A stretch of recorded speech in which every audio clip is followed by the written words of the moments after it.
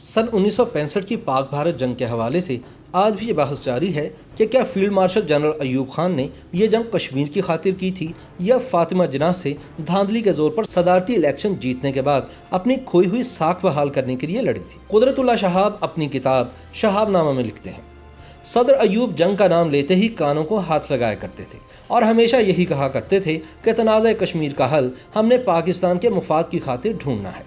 इस हल की तलाश में पाकिस्तान को दाव पर नहीं लगाना। तो सवाल पैदा होता है कि वो कौन से मुहर्रकात थे जिनकी बिना पर जंग का नाम लेते ही कानों को हाथ लगाने वाले अयूब खान को भी ये जंग लड़ना पड़ी। किस्सा कुछ यूँ है कि जनवरी सन 1965 में पाकिस्तान का भारत के साथ रन ऑफ कच्छ का तनाज़ा शुरू हुआ और जनवरी सन 1965 में ही तब के फौजी सदर अयूब खान ने कायदे आज़म मोहम्मद अली जिन्नाह की हमशीरा फातिमा जिन्नाह को खुली धांधली के जरिए सदारती इंतखाब हरा दिया।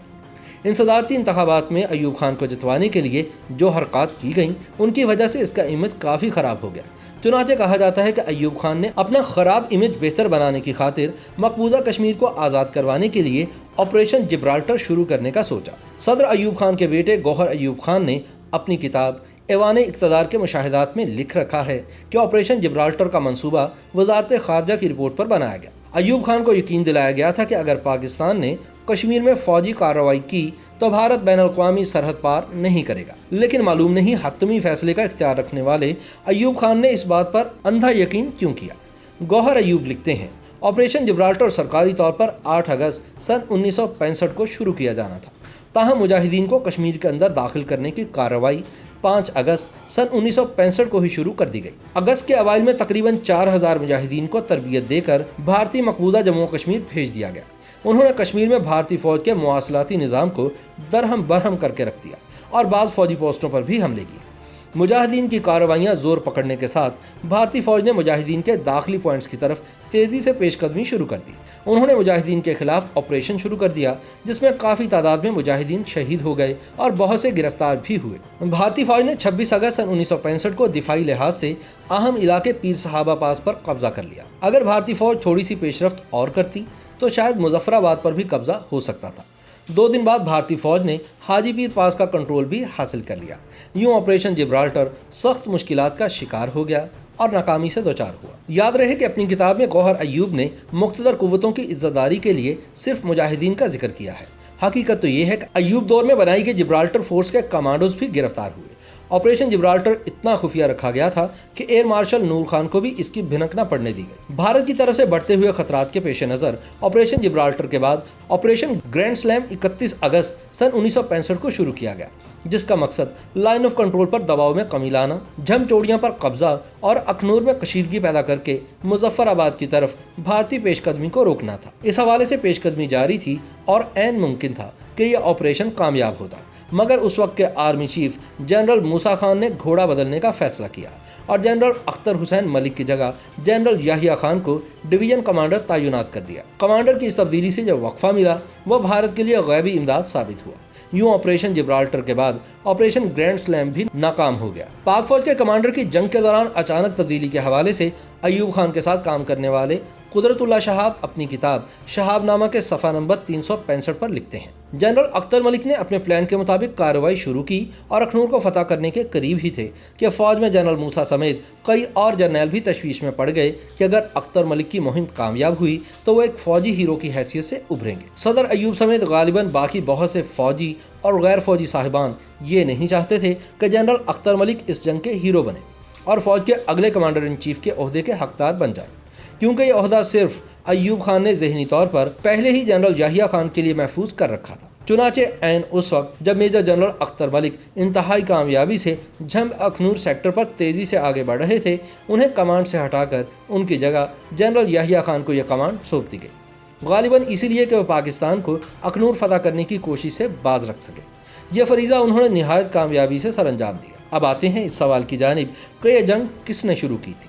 हमें निसाबी कुतुब में पुख्ता ईमान के साथ पढ़ाया जाता है कि 6 सितंबर 1965 को रात की तारीकी में बुज़दिल दुश्मन ने अचानक पाकिस्तान पर हमला किया था, मगर यह बात तारीखी हकीकत से कोसों दूर है। एक तो ये कि जंग 6 सितंबर को शुरू नहीं हुई थी बल्कि 6 अगस्त को ही शुरू हो चुकी थी। दूसरा, अगर 6 सितंबर का दावा मान भी लिया जाए तो अल्ताफ़ गौहर अपनी किताब ایوب خان پاکستان کے پہلے فوجی حکمران کے صفحہ نمبر 336 پر لکھتے ہیں کہ نئی دہلی میں پاکستانی ہائی کمیشن نے ترک وزیر کی وساطت سے ایک پیغام بھجوایا تھا کہ بھارت 6 ستمبر کو پاکستان پر حملہ کر سکتا ہے۔ دفتر خارجہ کو یہ پیغام 4 ستمبر سن 1965 کو مل چکا تھا۔ اس سے تو یہی لگتا ہے کہ بزدل دشمن نے یہ حملہ اچانک نہیں کیا تھا۔ اس وقت کے پاک فوج کے 2 سابق سربراہان air chief marshal retired Asghar Khan اور ایئر چیف مارشل ریٹائرڈ نور خان نے بالترتیب 4 مئی سن 2001 اور 2 اگست سن 2004 کو انٹرویوز میں دعویٰ کیا کہ 6 اگست سن 1965 کو کشمیر میں مداخلت کار بھیج کر پاکستان نے جنگ کا آغاز کیا تھا۔ ایئر چیف مارشل نور خان نے 6 ستمبر سن 2005 کو ڈان کو انٹرویو دیتے ہوئے کہا، بری فوج نے ایک بڑا جھوٹ بول کر قوم کو گمراہ کیا کہ یہ جنگ بھارت نے چھیڑی تھی۔ 6 ستمبر کو شروع ہونے والی جنگ کے 17 روز بعد 23 ستمبر کو جنگ بندی کا اعلان کیا گیا۔ یہ رائے بھی موجود ہے کہ اگر یہ جنگ مزید چند روز جاری رہتی تو پاکستان کو بھاری نقصان اٹھانا پڑتا۔ جنگ بندی کے بعد یہ سوال اٹھا کہ یہ جنگ کون جیتا؟ پاکستانی عوام نے اس بات پر جشن منایا کہ ہم نے بھارتیوں کو لاہور میں ناشتہ کرنے کی سعادت نصیب نہیں ہونے دی، جبکہ بھارتی عوام نے اس بات پہ جشن منایا کہ پاکستان نے یہ جنگ کشمیر آزاد کروانے کے لیے لڑی تھی اور پاکستان اس کوشش میں ناکام رہا۔ اس حوالے سے ایئر چیف مارشل نور خان نے 6 ستمبر سن 2005 کو ڈان کو انٹرویو میں پاکستان کی 1965 کی جنگ میں فتح کو تاریخی جھوٹ قرار دیا اور کہا کہ چونکہ اس جھوٹ کی تصحیح نہیں کی گئی اس لیے پاک فوج اپنے ہی گھڑے افسانے پر یقین کرنے لگی ہے۔ 4 ستمبر سن 2015 کو جامعہ کراچی میں ممتاز دانشور اور تاریخ دان ڈاکٹر سید اکبر زیدی نے اپنے خطاب کے دوران کہا کہ اس سے بڑا کوئی جھوٹ نہیں ہو سکتا کہ پاکستان نے 1965 کی جنگ جیتی تھی۔